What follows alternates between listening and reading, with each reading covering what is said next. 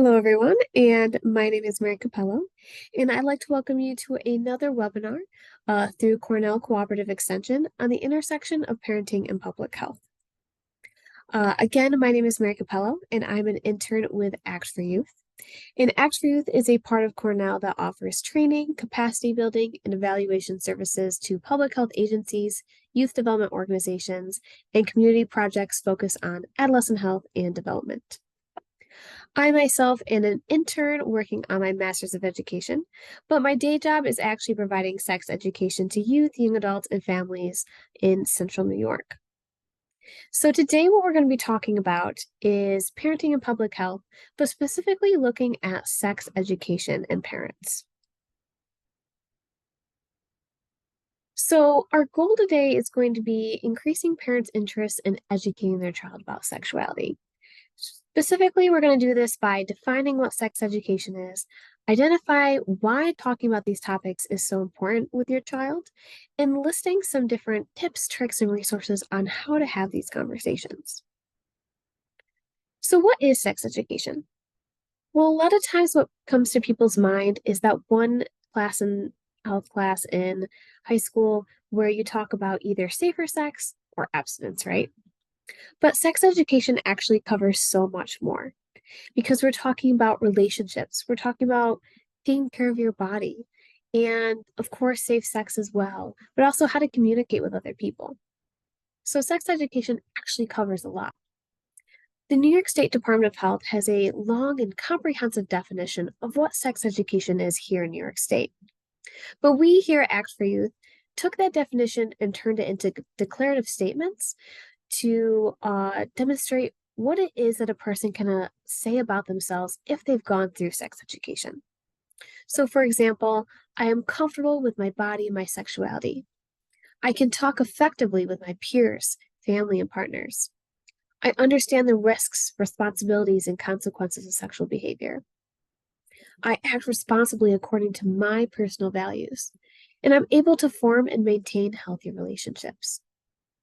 What's really important to highlight here is how sex education isn't just about safe sex, but it's empowering people to feel comfortable in their own bodies in the way that they interact with other people.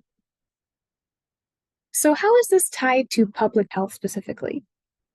Well, when we think of sex education, we might think of things such as lower STI rates or lower pregnancy rates. But when we look at sex education, specifically when talking about parents being the ones talking to their children about these topics, there's actually a lot of benefits from this. First, when parents talk about these things with the youth are actually more likely to talk to their future partners about these topics, including preventing STIs and pregnancy. They're also just better at communicating in general with partners, from things to what their boundaries are, to what's important to them in a relationship. They also are more likely to wait until they have sex the first time. And when they do have sex, they're going to more likely use birth control and condoms and have fewer sexual partners because they're more intentional about who they have sex with, when they have it, and what those circumstances are. So we can see that there's a lot of benefits to parents providing sex education. But unfortunately, the reality is that most parents aren't the primary source of sex education for their child. Instead, youth report that they learn this information from school, which isn't necessarily bad, but we know that not every school sex ed class is created equal. Youth are also more likely to hear about sex education from their friends in the media, which we know all can sometimes be really good, but usually isn't, right? And this is unfortunate because over 90% of parents support sex education, and most parents do want to be the primary source of sex ed for their children, but it's not happening. And because it's not happening, we see a lack of parent-child communication, leading to things such as lower use of condoms and birth control, youth being less likely to communicate with their partner about sex, and just overall feeling less confident in their ability to negotiate safer sex with their partners, right? So, if parents do support sex education, want to be the primary source of sex ed for the child, but it's not happening. So why is there this disconnect? Well, there's a lot of different things that might prevent different families from bringing this topic up with their child. But there's four main categories that most of these concerns fall into. One is parents just feel ignorant talking about sexual health. And this is unsurprising because many of them also didn't get information on these different topics, right? Parents also might not think their child are ready to talk about these topics yet. Because when do you bring up these topics? It's hard, right, to know when. Parents might also just feel uncomfortable talking about sex, especially in a society that says sexuality is so taboo. And we know that every family is different. So the way one family approaches it might be different from another, which might further complicate, okay, what do I say and when do I say it, right? But we know that this education is so important, right? Because when parents are able to overcome these boundaries, then their child will be better at communicating about these things as well, which will set them up to have better relationships and a better ability to take care of their sexual health. So, how do we overcome this? Well, let's break them down one by one. So, I said the first thing is a lot of parents feel ignorant. Now, I know when I was really little, and many of you might remember this as well, whether as a parent or when you were a child, that there's a point that we thought our parent knew absolutely everything, right? But newsflash, we don't. And even as a sex educator myself, I don't know everything there is to know about sexuality, so you certainly don't have to know everything either.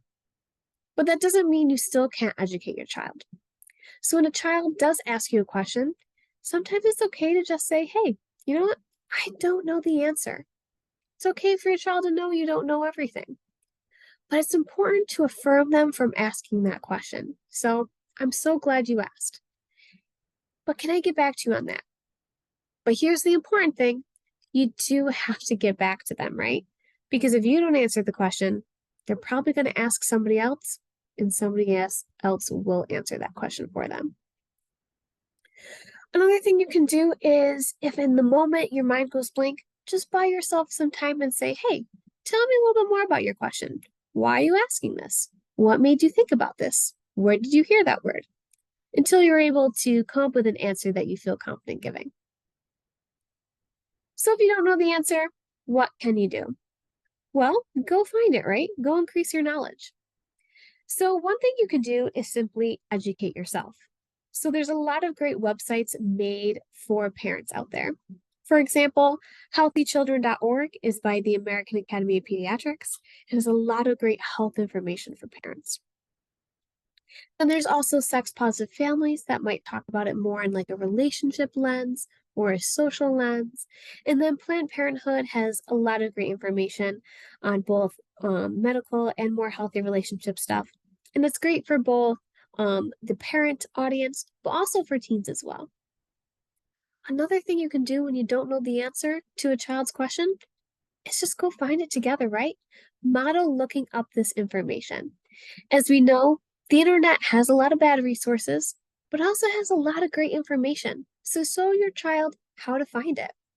A couple we have up here include Bedsider, which has a lot of great information on birth control and condoms. Scarlet Teen's another one that has a lot of great information on healthy relationships, and it's made more for the teen audience.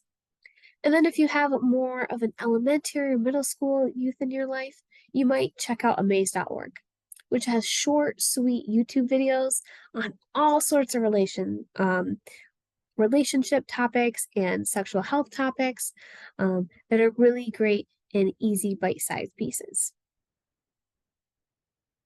Another common concern we know is that parents are just not sure if talking about this is age appropriate. And the underlying concern here is if I talk about sex, then my child is going to want to have it and they might actually do it. But I'm here to tell you that learning about sex will not increase their likelihood of having it. What do we do instead? Well, we know first that sex education is about preparing youth to make safer decisions if and when they have sex, right? Not about telling them to have sex. But I also mentioned earlier that parent-child communication actually delays when a person first has sex. Because again, they understand all the things that can happen from sex, whether that be positive or negative or neutral. So they're going to be intentional about it when they do have it. Now, what I will say is that some research suggests that a lot of parents don't talk about these topics until their child is about 13. And if we think about a 13-year-old, they've already gone through puberty, they've already started to talk about this with their friends, maybe even learned some things at school already. So 13 is too late to be bringing these things up. Instead, you need to have these conversations early. This will help you establish yourself as the first and primary source for your child to go to for these topics. Before they learned, it's awkward to talk to my parents about it, so I'll ask someone else. So you've got to establish yourself as that person early on. But what do you say in the moment, right? Because what you're going to say to a 5-year-old is not the same thing as a 15-year-old. Well, I encourage you to learn the different stages of development and what are the common concerns that youth have at each stage. So, what do I mean by that? Well, if a child is about like one-ish, then they are really concerned about this thing they have called a body that is theirs that they get to touch and move and play with. So, this is a great time to teach them hey, these are your body parts. Let's practice saying them together. And then if you have a kindergartner or a preschooler, they're meeting friends for the first time and developing friendships. This is a great time to introduce what makes a good friendship, right? So, this is a great way to start learning what to say at each stage. Another thing you can do is just use teachable moments to share information. And teachable moments are just things that happen in everyday life that you can use to insert a little bit of knowledge. So, for example, if they're watching their favorite TV show and two of the characters start fighting, this might be a time where you talk about, hey, what do you think makes a healthy relationship? What makes a relationship unhealthy? What do you do if you're fighting with someone? How do you navigate that, right? You can have that conversation while talking about the characters on their favorite TV show. You might also reference resources that are made for kids. So going back to those Amaze videos. If you don't know how to talk about healthy relationships, maybe watch a video on them, see what the video says, and then use that to help you talk to your child. Another thing I encourage you to do, especially when a child asks a question, is to clarify what they're actually asking before you answer, right? So if a 3 or 4-year-old, for example, comes to you and says, well, where do babies come from? They're probably not asking about penis and vagina sex, right? They're probably instead asking, do they really come from a person's stomach?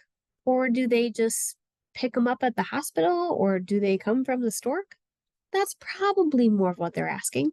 Or honestly, it could be something totally different, but try to dig a little deeper to find out exactly what they want to know in that moment so you don't over explain something or overshare what you don't need to. If you need a little further help with this, I encourage you to check out Salima Noom, Sexual Health Educators. A lot of great resources there, but one in particular is an article that goes through the different stages of development, common things kids worry about, and books that match those concerns to help you have those conversations if you don't know where to start. Sometimes, again, said that a common concern is parents are just uncomfortable. So maybe you know the information. Maybe you know it's age appropriate, but it still feels a little awkward. Well, guess what? That's normal. So don't feel bad about it, right? And the fact that you are willing to acknowledge it is also super important because you're willing to be vulnerable with yourself, and that's going to help you take that next step, right? So that's okay. Acknowledge it, lean into it, and be open and honest with yourself and be willing to get better at it, right? And the reason that we want you to try to find comfort within this discomfort is when you're comfortable talking about these topics, your child will also feel more comfortable, both coming to you and talking to any future partners about it, because they see it's not as scary and uncomfortable as society makes it out to be. But again, that's a lot easier said than done, right? Especially if we have been trained since we were little to not talk about these topics. So things you can do is just practice talking about it, right? So that could be with a partner if you have one, might be with a friend, might be with your cat or dog, or even with yourself in the mirror or in the car or in the shower, right? Practice talking about these things so when you bring it up with your child, it doesn't feel completely foreign. Also, sometimes just building your knowledge makes you feel more confident because you at least know what you're talking about. So, all those things we mentioned before in building knowledge might help you out. And sometimes you might just have to fake it or just push through that discomfort to get that information to your child. Now, I will warn you, as you probably know, youth are very good at picking up when adults are lying to them or faking it. But I encourage you to still try if you need to, because getting that information across in an uncomfy way is better than not getting it across at all, right? Because the child can still know you're willing to give the information, even if it felt a little awkward. If you need more tips on this, I encourage you to check out Puberty the Wonder Years. It has a lot of great resources as well, but specifically an article on how to be an askable adult. So that adult that a child feels okay to go to and ask those uncomfy questions. The last concern I want to touch on again is demographic factors, specifically how every family is a little different. We all come from a different culture, different political beliefs, maybe different religious beliefs, but also different race, different ethnicities. What generation are you compared to another parent? Are you a single parent household? Do you have both parents? Um, are you a mom? Are you a dad? Are you non binary? Um, maybe any other differences that you could think of as well. Maybe you're not even a parent at all. Maybe that you're a caregiver or a grandparent or an aunt or an uncle raising a child. All of these differences between different families can change how we view sexuality and how we might value and talk about it with others, right? Now, this can further complicate how to have these conversations, but I challenge you to take these differences in values and see them as a strength. The reason for that is when we think of school sex ed, even if it's in its best light, most sex educators are going to say something along the lines of, I'm here to teach you the facts, but it's up to you to decide how that fits into your own values. Because as a school sex educator, we can't teach you your values because everyone is different. So this gives you the opportunity to reinforce those family values that school sex ed typically leaves out, which is really powerful. You can fill in those blanks that those youth are looking for. But how do you do this, right? Well, first thing is just to know what you value. So take some time to reflect on what do you value when it comes to a healthy relationship or when it comes to how to take care of your health. And once you identify that, then pass on those values to your child. Now, if you're not really sure how to go about doing that, I encourage you to check out Talk More. Again, a phenomenal parent resource, but there is a values assessment activity in there for parents where you can go through how you value different topics and then how to talk to your child about them. Now we're almost out of time, so I just want to share a couple additional resources. One is Sex Etc. It is by teens for teens, an excellent resource to give to your youth. There's also Thorn for parents, Power Up for parents, and Amy Lang's Bird for Bees, Birds, Bees, and Kids. It's a mouthful, folks, for parents as well, which is also great. And then you can also reach out to us for Act for Youth. As I said, Act for Youth works with a lot of agencies across New York State. So if you're ever looking for parent education courses or topics or education for your child, Act for Youth can be a great place to start to hook you up to those different education programs throughout the state. Last thing I want to leave you all with is that you've got this. I know it can be scary, it can be overwhelming to talk about these topics, but even though it can be, it's going to highly benefit your child in their ability to talk about these topics with a doctor, with their future partners, and just have better control of their own health and the way they view themselves, which is a goal that every parent has, right? So I encourage you to take these resources and use them in any way you can to build up that conversation with your child. And with that, that is all we have for you. So I want to thank you all so much for being a part of this webinar. And please reach out if you ever need anything else from us.